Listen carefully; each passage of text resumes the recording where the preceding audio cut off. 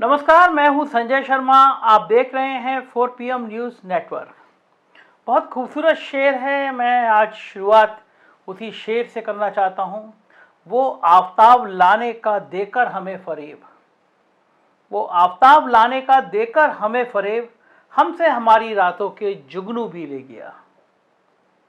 हालात खराब हैं, हमसे हमारी रातों के सपने छिन गए हैं, हमसे हमारी आंखों की मोहब्बत छिन गई है, हमारे दिन का सुकून और रातों का चैन छिन गया है, क्योंकि मुल्क के हालात ऐसे हो गए हैं। जो देश कभी प्यार की भाषा जानता था, जो देश कभी प्यार की भाषा बोलता था, अब उसे एक ही नफरत की बोली सिखाई जा रही है। बोलो हिंदू, बोलो मुसलमान। सारी चीज़ें पीछे छूट गई हैं और सिर्फ नफ़रत की खेती हो रही है, नफ़रत की खेती बोई जा रही है और नफ़रत की खेती सींची जा रही है। घिनौने बयान, जहर उगलने वाले बयान, सत्ता पोषित बयान लगातार चल रहे हैं और इस मुल्क में लगता है मानो कोई पूछने वाला नहीं है कि ये जहर समाज को क्यों बांटा जा रहा है और इस जहर का अंत क्या होगा। एक महात्मा अपने आप को कहते हैं, संत अपने आप को कहते हैं, विश्व हिंदू परिषद के मंच पर भाषण देते हैं। नाम है जगत गुरु योगेश्वर आचार्य। जगत गुरु शंकराचार्य नाम था, दुनिया में नाम था, पूजनीय थे। उनके नाम लगा के गुंडों की भाषा बोल रहा है ये शख्स मंच पर, कह रहा है मुसलमानों को चुन चुन के मारना है और इस देश की हुकूमत आंखों में पट्टी और कानों में तेल डाल के बैठी है। कोई इस गुंडे के खिलाफ कार्रवाई करने की हिम्मत नहीं कर रहा जो इस समाज को, इस देश को बांटने की इतनी नफरत और इतनी जहरीली भाषा बोल रहा है। सुनिए इस गुंडे की भाषा और माफ़ कीजिएगा, मैं आपसे बड़ा हिंदू हूँ, मैं आपसे ज़्यादा पूजा पाठ कर रहा हूँ, तो कृपया मुझे ये ना समझाएं कि मंच पर चढ़ रहे इस व्यक्ति को मैं संत कहूँ। मेरी नज़र में ये संत के वेश में एक गुंडा है, क्योंकि संत कभी हिंसा की बात नहीं करता, संत कभी किसी को मारने की बात नहीं करता, संत रक्षा की बात करता है। इस तरह के गुंडे की भाषा नहीं बोलता जैसे ये गुंडा बोल रहा है। सुनिए आप। लेकिन आज जो मनीष के साथ हुआ, बड़ा दुर्भाग्यपूर्ण, बड़े दुख के साथ कहना पड़ रहा है कि इस प्रकार की निर्मम हत्या, और सरकार की मंशा है कि दिल्ली को ऐसे आतताइयों मलेच्छों के द्वारा ऐसे निर्मम हत्याएं कराई जाए, क्योंकि उनके तो एक नहीं अनेक हैं। वो तो चाहते हैं कि एक नहीं 14 शादियां करेंगे, 40 पैदा करेंगे। तो हम सब भी इस पर ध्यान दें, इनको चुन चुन के मारने का कार्य करें। आज हमारी आबादी, हमारे कौशल भाई जानते हैं। देखा आपने, मुझे बड़ा शर्म आती है जो ये लोग अपने आप को हिंदू धर्म का प्रोधा कहते हैं। हजारों साल पुराना हिंदू धर्म है। पढ़िए, आपको हिंदू धर्म पे गौरव होगा। कितनी त्याग, कितनी अहिंसा, कितनी सत्य की परंपरा है हिंदू धर्म में। ये पैरोकार हैं हिंदू धर्म के जो नफरत का पाठ बता रहे हैं। दरअसल ये जहर बोते हैं, आपके दिमाग को जहर की फैक्ट्री में बदलना चाहते हैं। ये संत नहीं है, संत हो भी नहीं सकते, ये भेड़िए हैं। ये इस तरह की जहर की भाषा बोल के समाज को खत्म करना चाहते हैं, जहर बांटना चाहते हैं। ये बांटे तो बांटे, क्योंकि उनको पता है कि भक्तों की एक लंबी फौज है। आज भी आशाराम जैसे बलात्कारी को लोग पूछते हैं, आज भी राम रहीम जैसे गुंडे को लोग पूछते हैं, क्योंकि धर्म का चश्मा चढ़ा देते हैं ये महात्मा। ये बलात्कारी होंगे, ये व्यभिचारी होंगे, ये ढोंगी होंगे, ये पाखंडी होंगे, ये हत्यारे होंगे, लेकिन आपकी आंखों पे ये धर्म का चश्मा चढ़ा देंगे। आपको इनमें देव नजर आएगा, देवत्व नजर आएगा। इस चश्मे को उतारिए, इन लोगों को पहचानिए। ये आपकी नस्लों को तबाह करने वाले लोग हैं। ये हो तो हों, मगर इस देश का संविधान बनाने वाले लोग जब इस तरह गुंडों की भाषा पे आ जाएं, इस तरह देश को तोड़ने की भाषा करें, तो फिर आप अपना माथा पकड़ के बैठ सकते हैं। भारतीय जनता पार्टी के सांसद हैं, तेज तर्रार सांसद हैं, प्रवेश वर्मा नाम है।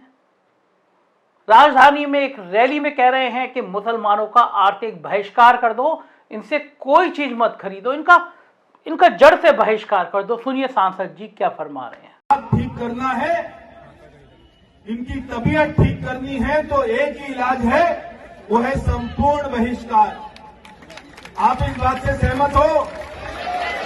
हाथ खड़ा करके बोलो सहमत हो, और मेरे साथ बोलो हम इनका संपूर्ण बहिष्कार करेंगे। हम इनके दुकान रेडियो से कोई सामान नहीं खरीदेंगे, हम इनको कोई मजदूरी नहीं देंगे। आप एक काम कर लेना बस, यही इनका इलाज है।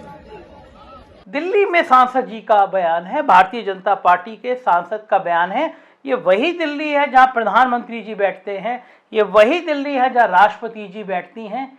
क्या भारतीय जनता पार्टी के सांसद का भाषण प्रधानमंत्री जी ने सुना नहीं? क्या उनके इंटेलिजेंस ने नहीं बताया कि उनका एक सांसद एक देश की एक बहुत बड़े समुदाय को आहत करने वाले, देश के एक बहुत बड़े समुदाय के बीच नफरत फैलाने वाले संदेशे बांट रहा है? कह रहे आर्थिक बहिष्कार कर दो, मुसलमानों से कोई चीज मत खरीदो, रेहड़ियों वालों से मत खरीदो, सब्जी वाले से मत खरीदो।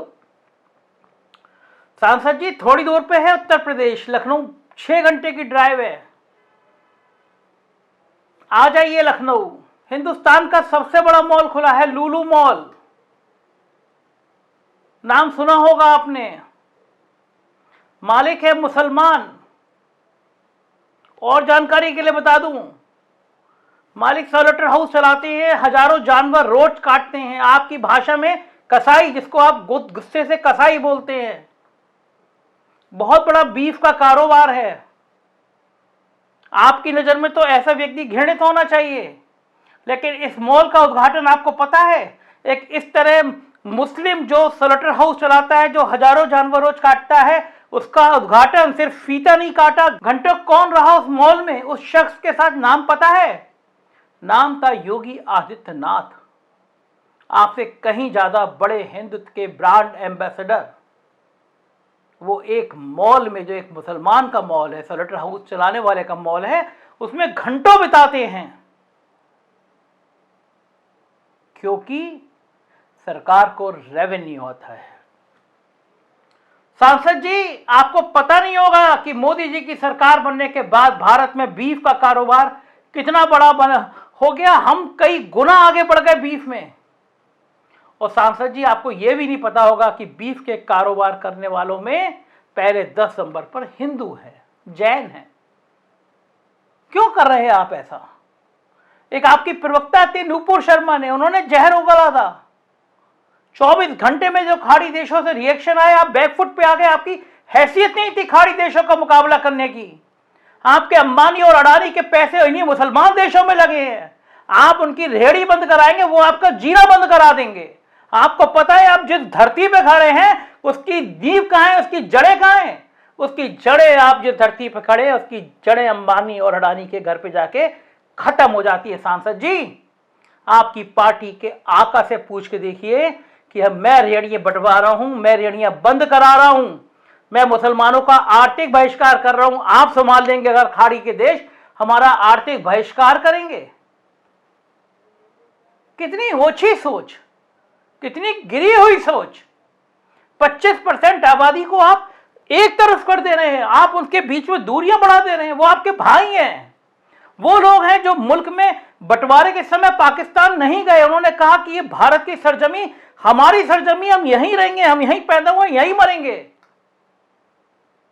वो मुसलमान पाकिस्तान को नहीं मानते, वो इस मुल्क को अपना देश मानते हैं, इस मुल्क में रहना चाहते हैं, यहीं जीना चाहते हैं, यहीं मरना चाहते हैं। आप क्यों उन्हें बेगाना बनाने पर तुले हैं? क्या आप उनको हिंद महासागर में फेंक आएंगे?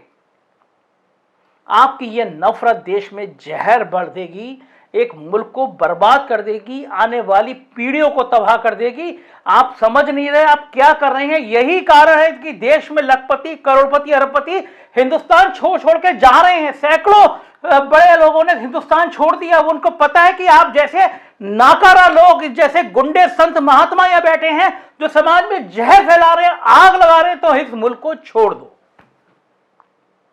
क्या चाहते हैं आप? ये मुल्क लोग छोड़ के चले जाए, बड़े लोग छोड़ के चले जाए? इस नफरत से कोई हासिल होगा?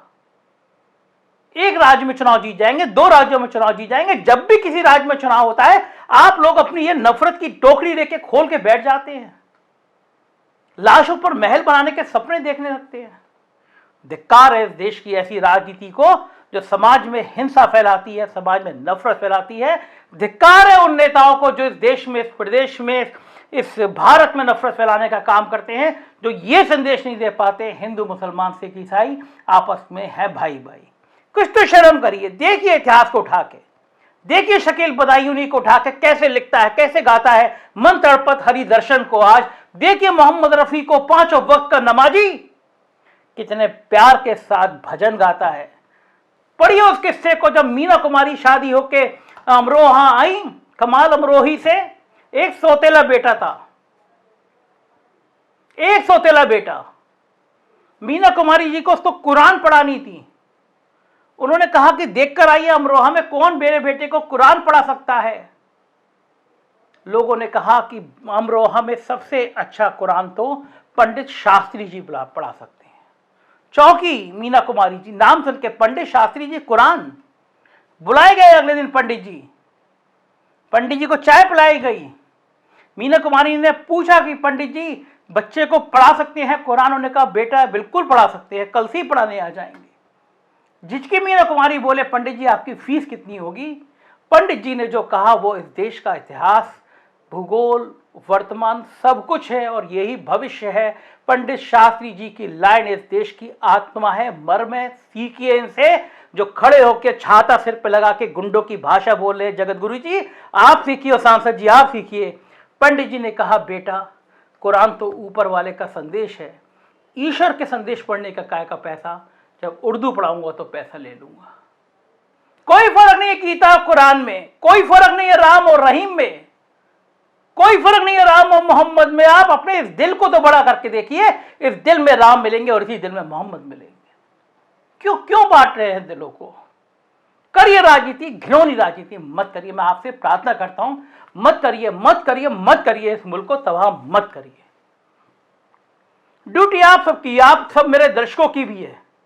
अड़ोस पड़ोस में सब जगह कहिए कि ये नफरत फैलाने वाले लोग हैं, ये केवल इसलिए करते हैं राजनीति करनी है, ये इसलिए करते हैं। आप पूछे नहीं कि रुपए इतना क्यों गिर गया, इतनी बेरोजगारी क्यों बढ़ गई, इतनी महंगाई क्यों बढ़ गई, आप पूछे ना। इसलिए आपके दिमाग में हर समय हिंदू मुसलमान का जहर बढ़ते हैं। इनको धिक्कारिए, सोशल मीडिया पे बायकॉट करिए। नफरत फैलाने वाले गोदी मीडिया के चैनल देखना बंद कर दीजिए। मुझे यकीन है आप ऐसा जरूर करेंगे। सपोर्ट कीजिएगा इस लड़ाई को। लड़ाई बहुत बड़ी है लेकिन लड़ेंगे साथ ही, मिलकर लड़ेंगे। Thank you.